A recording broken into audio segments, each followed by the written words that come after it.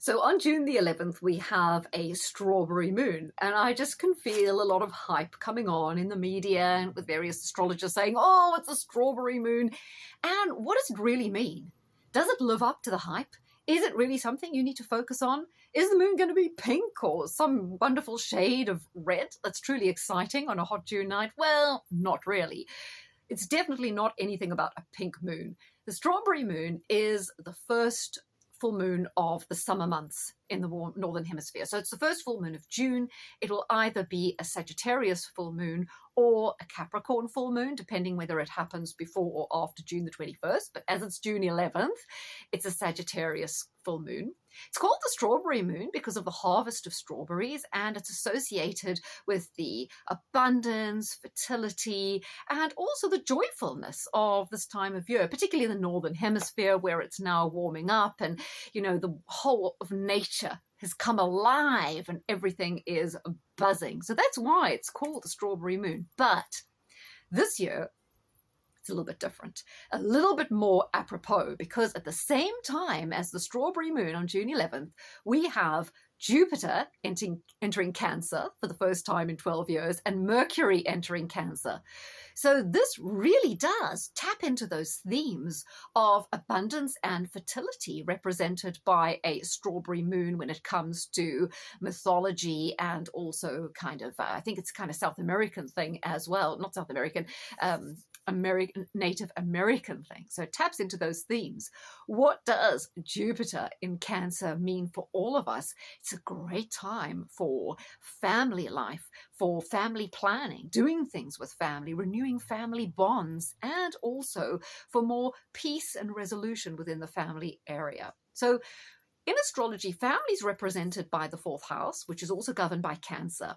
And family is very much related to deeply buried emotions. So it's a wonderful time, particularly at the full moon, for an assessment of emotions that are long suppressed, particularly to do with family relationships, unfulfilled expectations of parents, and unfulfilled emotional nurturing from your youth, and to see how you can heal from those. So Jupiter in Cancer is more than just a time for abundance in terms of money making, because it really is great for your mantras, your affirmations, manifesting, because it brings a lot of emotional power to the fore, and manifesting is always more effective when it has that emotional momentum, which is easy to create. And bearing in mind, Cancer's a money sign, Jupiter's lucky, so it's a fantastic time for trying to create new income streams, increase your revenue, work harder at your own prosperity, yes.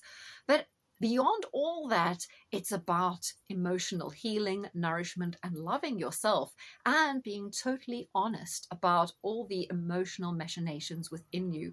Now, full moon is always a time to step back, to assess, to understand what's going on. So you don't want to be reactionary. You don't want to be out there attacking situations, forcing the pace. You want to be able to relax, use your intuition to understand what's really going on, navigate with emotional intelligence, be patient, and judge the timing. All very important for all your full moons. But more importantly, with Jupiter entering Cancer, is to understand the emotions within all situations, to understand what triggers you and how it relates to past events, then to focus on healing and to repairing your knee-jerk and emotional reactions to things going on around you. Because very often, we respond to the current time or the real-time situation in a way that's actually more appropriate to something that happened, that we might have reacted years ago. So we've got to grow emotionally, deal with things better, deal with our emotional reactions more mindfully. And that means understanding why things trigger us and understanding emotional patterns. So everything in relationships and emotionally goes in cycles. And the more we understand those cycles and our reaction to those cycles, and whether it's appropriate or not, the better we can deal with situations. So understand your emotional triggers. Settle your emotions, breathe, think, understand, don't react on impulse. Decide how you could react more appropriately to break old cycles and to begin new cycles.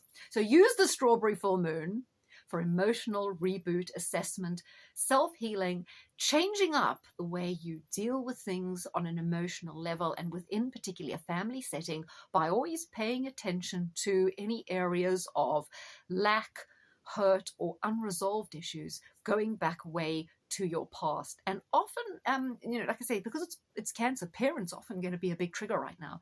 So the more you understand your dynamic with them, the problems in it, the truths within it, the more you can begin to heal yourself, to understand the limits of what they can offer and how they can change, and change yourself. Because the big thing to remember is it's very hard to change other people.